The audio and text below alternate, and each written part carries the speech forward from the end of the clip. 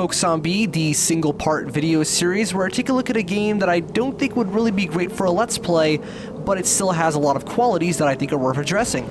This right here is Top Gear Overdrive, that for some fucking reason, every time I refer to this game, like in my head or something, I always call it Test Drive Overdrive, which... well, I mean, to be fair, this was back when the Test Drive series was a little more relevant. Well, okay. There's Solar Crown. Has that game even come out? Is it ever going to come out? I have no idea. Also, what happened at the Crew Motorfest? Anyway, what kind of game is this? Well, I mean, no duh. It's a racing game, which is why I'm doing it for Focus on B and not my Let's Plays, because racing games are kind of hard to do. But this is a really, really good excuse for me to indulge in my favorite genre. So anyway... what exactly is so special about this game? It makes me want to cover it over like any other number of racing games, even though I've done quite a few so far. Well, for one, it's really fun, and it's interesting how, despite the fact that it was made by different studios, made by Snowblind rather than Boss Studios, who did the previous Top Gear game on the system, Top Gear Rally, it has a little bit in common in terms of its driving physics. This has a very different driving model compared to a more standard grip or power slide focused racing game. Here, it's... oh, gun it. Yeah, you do have to gun it, but as you can see, there's like this slip. Everything is almost like it's like a rally game. That's the funny thing. It's almost like a rally game, which, you know, coincidentally, the last game was a rally game. And funnily enough, the next one, Top Gear Rally 2, also wasn't made by either of the two developers. I think it was made by... I don't remember, but it wasn't Boss or Snowblind. Boss went on to do their own thing with the World Driver Championship game, and I think also Stunt Racer 64 or something like that. Those are both excellent games, by the way. Those guys are, honestly, as far as driving games go, those dudes are like on Rareware's level of polish, you know, in fact, maybe even higher. Like, they're insane. I think I've mentioned one of their games before and how, like, it doesn't actually use the Z buffer, which gives them way more performance and blah, blah, blah. So anyway, you know what's really interesting about this game? And it's actually coincidental that I'm driving the Beetle right now. I'm going to be upgrading a little bit. It's the championship mode. We might end up actually completing it, but well, completing one of the championships. But anyway, this is a game that I've always felt was kind of like the N64's answer to Need for Speed, in a way. Not to say that at this time Need for Speed was the dominant arcade racer. No, this was still during the time of Ridge Racer. Like, Ridge Racer, in terms of arcade, was the... like, basically, Ridge Racer was to the 90s, for the most part, what Burnout was to the 2000s, and what Forza ended up becoming, or at least Horizon, ended up becoming to the 2010s. It was the dominant one. Top Gear, it was really great on Super Nintendo, and again, Top Gear Rally 1, well, 2 is a little bit funny, because it has this arcade handling, but all these simulation aspects, it's a bit strange. But okay, anyway, I brought up the fact that I'm driving the Beetle. Well, the thing is, if you really want to get super, like, a video game industry and try and figure out, like, which... oh, you actually you get a little bit of nitrous back. That's nice. And try and figure out which N64 game would be, like, the equivalent to Need for Speed. You know what it will be? It would be Beetle Adventure Racing. Like, it's literally a Need for Speed. Well, it's not. It's very different in terms of the way that it actually plays, but it's got the same camera settings. It's made partially by the same developers, I think. It's published by EA, and really, yeah, I think it was supposed to be like Need for Speed 64. And third place, so we still got some money for it. Yeah, this game is a currency system, and as you can see right here, we're going to be able to... oh, what's this? It's a little cutscene. What is this, I can't, of course I can't skip it. So anyway, we're going to go ahead and upgrade our car a little bit, or maybe even just buy a new one. Now, you're probably noticing right now that the game is very, very silent. I can't afford a new car, can I? Yeah, I need like 30 grand, and, well, that's it. I mean, you know, we could use something. No, this car just has better stats because I've upgraded it more, so might as well just upgrade the acceleration just a bit more, and screw it. Actually, no, I shouldn't rely on the nitrous too much. Let's just save my money, and I guess now we get to move on to another track. Yeah, Frigid Peaks, awesome. We're not going to use save states because why? You can just restart. Yes, I love how it's such an inconsistency with racing games to this very day. How some in a championship or Grand Prix mode will let you restart individual races, and others won't. It's like, why have we not decided on this? I mean, I don't even know what the consensus is. Like, do we prefer? I mean, it makes it easier when you can restart, but it kind of defeats the point. Anyway, so you notice this game is kind of silent. Well, as you can see, I've turned the music all the way down. Why have I done that? Well, no, it's not for copyright, because the band involved is so obscure, I still don't even know if I'm saying their name right. Is it Grindstone, or I think it's Grindstone. The thing is, there's like two other bands, like a death metal band and a speed metal band as well. So, if you look up the metal encyclopedia, yeah, so they're so obscure, I'm pretty sure YouTube won't even be able to fucking copyright detect them. And being an N64 game, the music is so low the sample rate is so freaking low, like 32 kilohertz or something, kilobits per second, that, well, let me just show you what it sounds like.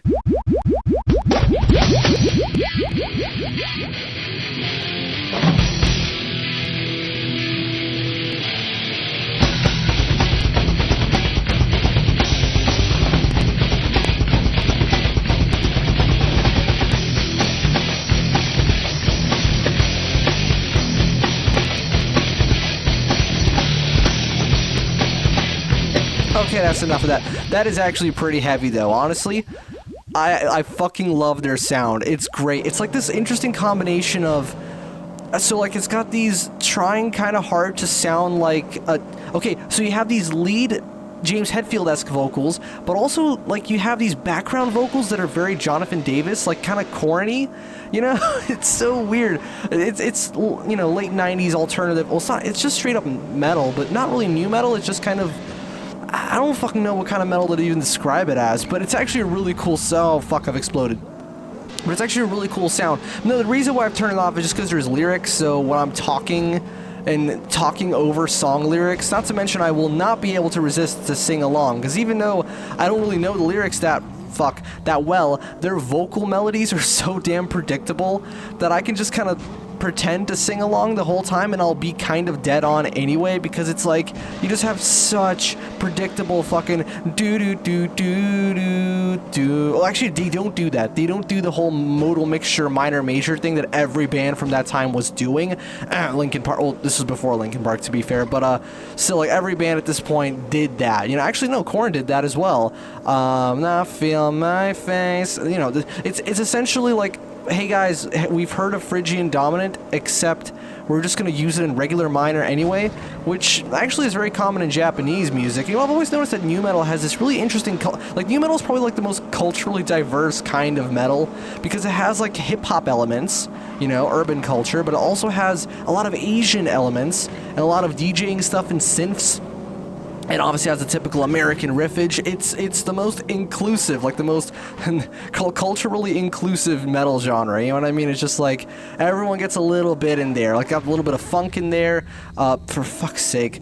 Wait, where did it just respawn me the wrong way? No, it didn't. Hold on, I just realized. Oh, you get little bonus bits of cash. That's cool. Yeah, so this game is very much unique in its own. Oh my God, I'm actually getting destroyed here, but to be fair, I've never driven on this track before, and I haven't really practiced too much. I just kind of went in just seeing what would happen. But anyway, despite the fact that, like, okay, so here's the thing, right? As I said, this isn't the N64's answer to Need for Speed. It just isn't, because that kind of exists, but it's not. It still kind of feels that way, though, because it's a fast-paced arcade racer, and you know what's interesting? That this game has this very strange... You know what, let's just restart this race, fuck it. I do want to actually get some more cash and, like, try and progress properly. You know, if that makes sense. So, hey, it's not cheating because the game literally just lets me do it. That wasn't a save state. That's just in the game, you know? Although I don't, you know, as you know, I'm pretty unapologetic with my use of save states, but I don't even have to do it this time. Although, I will admit, with some games, some racing games that are a little bit on the more tricky side, I do genuinely use save states like every other corner or something. Like seriously, I love Need for Speed High Stakes on PS1, but I will unapologetically use, like, a save state every few corners. Because the handling is fucking hard. Forget Dirt Rally 2.0, forget Project Cars. That shit is the real driving simulator. Well, that would be Gran Turismo, but honestly, Gran Turismo's handling has always been really easy. It's not just because of the lack of damage. I can never consider Gran Turismo a true simulator when I can play it effortlessly with no assists on a fucking keyboard. Like, what? You know, it's okay, maybe it's because, to be fair, there's like this fallacy that, oh, driving has to be difficult. Well, no, that's the thing. A car that is well engineered will drive well in real life too. So, I mean, maybe pushing it to the limit, sure, that would be a little trickier, but still, you don't necessarily have to, I mean, yes, this right here isn't realistic, but what was I saying? So, even though this game came out before, like, the Underground games, it has nitrous, right? Well, actually, it came out also before Hot Pursuit 2, which was the first Need for Speed game to feature, you know, pronounced nitrous usage, but it has, like, this weird, almost like the drift handling from Underground 1 and 2, if you remember that. Not Carbon, but Underground 1 and 2. Look at this. It's like it has this slippy slidey thing going on. And as I said, it has... Did I even say it? I don't remember. But anyway, it has this dirt Top Gear rally quality to the driving here, where it's like very bouncy and slippy, which is super unusual for a... I guess for a racing game that isn't trying to go for the Ridge Racer appeal, because this is not trying to be Ridge Racer, right? It's trying to be, and I can say that it's trying to be like Need for Speed because this game was released 4 years after the original Need for Speed, and 1 year and several months after Need for Speed 2 went super arcade, because if you don't know, Need for Speed was originally a little more on the sim side, kind of. It was just kind of, it was like a car showcase type game on the 3DO and stuff with all those FMVs. And that guy, what was his name, Mr. X or something, Racer X, you know he passed away a while ago. Yeah, that really sucks. So I guess he's right, he is immortalized in the game. I think that was one of his lines. He was like, you know, you're gonna die someday, but I'm gonna be immortalized in the game. Well, guess what? Thanks to the internet, we can all be immortalized to some extent, but yeah, rest in peace, that guy. But anyway, you know who else passed away? Fucking Saki Kaskes, one of the composers of the original Need for Speed games. That guy was amazing, holy shit. Oh man, hopefully fortunately Rom DePrisco's still around, I think, and Junkie XL as well, but it was really interesting because Junkie XL used to just kind of license his tracks to Need for Speed, and then he became the sound director of Need for Speed for a few years, I think just for Pro Street, but still. And I swear to God, I've heard some of his tracks in the newer ones. I'm not sure, not in Payback though, because for whatever reason, when Payback came out, I actually played the fuck out of it. I cannot tell you exactly why. I think it's, I don't know, and it's not as bad as it was made out to be generally, but oh man, you know, we're so close to getting a new car. That would actually kind of, I really don't want to upgrade this thing anymore because I want to save just a little bit extra for that new car. So you know what, let's just keep rolling with what we've got right now. Oh, it's a nighttime track too.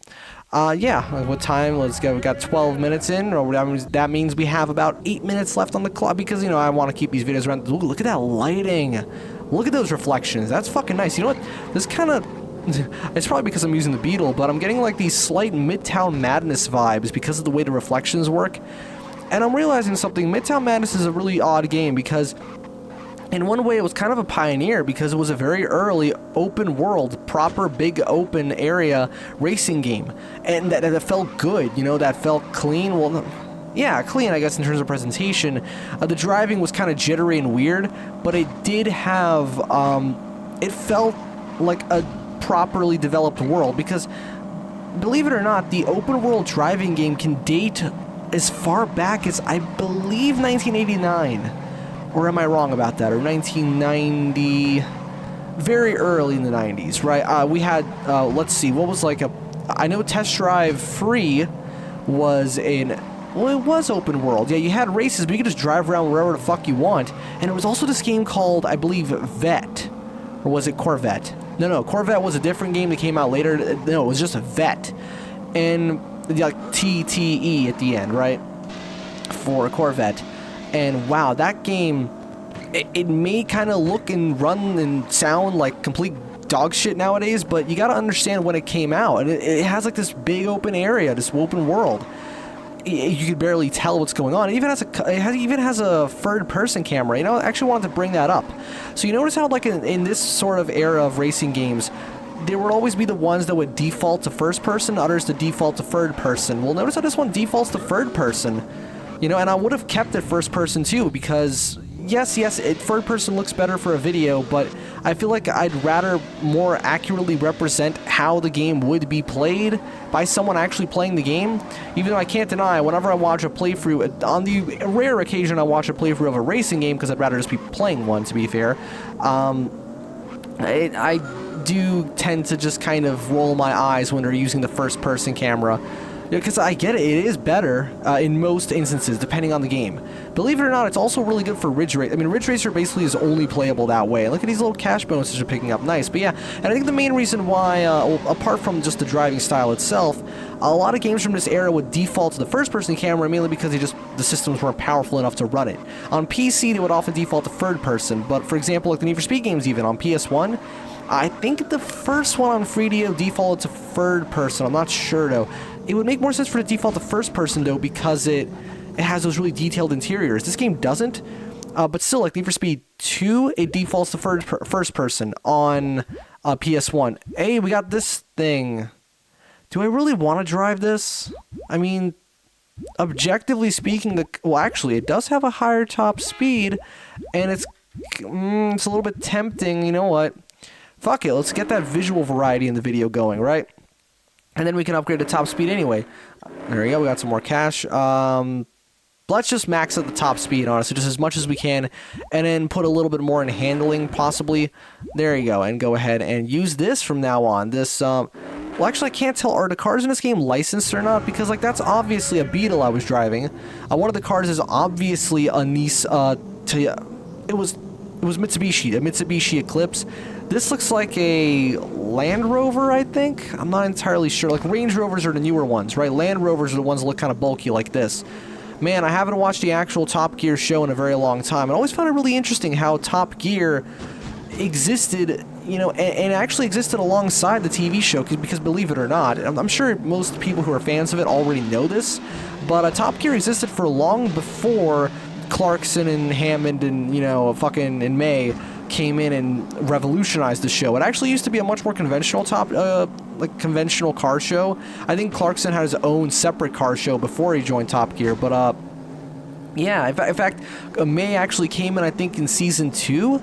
I'm not sure, but he wasn't always there. He came in quite early, but still, he wasn't there from day one. But it's just crazy to think that it used to be such a different show, and it slowly but surely started to change, and I guess for the better, because it just, you know, it got so fucking funny. Because it wasn't a car show. It was a show about free... Well, they presented themselves as idiots, but really they're very intelligent men, obviously. But, you know, they presented themselves as morons just doing dumb shit in cars, and that was great. That was an absolutely excellent concept for a show, and they executed it fucking brilliantly. And then they did the same thing for the Grand Tour, you know, like it had some niggles when it came to the execution, but still, it got a lot better later on, you know. It's still, I'm really happy that it was a thing that happened. It was basically just more Top Gear with a different production. Oh, fuck. Although apparently, according to Clarkson, it wasn't quite as fun because Amazon are more difficult to piss off, in his words, you know, compared to the BBC. So that's pretty fun. But anyway, where was I? So we were talking about, you know, the show, obviously, and this game has nothing to do with that, because why would it? The cool music and the handling, and I don't know, I'm not actually sure if we should. I mean, I'm just going to end it after this race anyway, because obviously we've been playing for quite some time now. Don't want to go on for too long. I do love the rain. Oh yeah, I was talking about the camera perspective. So obviously, yeah, because most systems just weren't powerful enough to run games in third person. Let's just go ahead and try it. Load up almost any PS1 racing game, right? Back when I'm not talking homebrew. If does the PS1 even get homebrew? I know the Dreamcast does, but the Dreamcast will never die. But still, you can just load any of those games up and switch to third person, assuming that the game defaults to first person, and you'll notice that the frame rate will just completely crap itself, right? It took Need for Speed until the year 2000 to first person to not do that, right? To default to third person instead with Need for Speed Force Unleashed, which wasn't even made by the same developers as the rest of the games. So I guess that's... Well, no, the Eden games had a pretty solid engine. That game runs beautifully. I've already done a video on it. I think I've already done a focus on beat. But yeah, go back and you'll see how they just tank, right? Except for, again, some exceptions like Porsche Unleashed and the Gran Turismo games, of course. And I guess Wipeout? I think, does Wipeout? Yeah, Wipeout must default to third person because everyone drives in that camera angle in their videos. I've actually never seen anyone use first person, even though for that kind of game, I imagine it'd be better. So anyway, but yeah, that's the thing, that this is one of those, like, first-person era, sort of early third-person, era console driving games, right? Because on PC, they would always default to third-person because, like, duh, it's got the horsepower to do it. It can show you all of these environments and stuff if it can show them zoomed out with the wider field of view.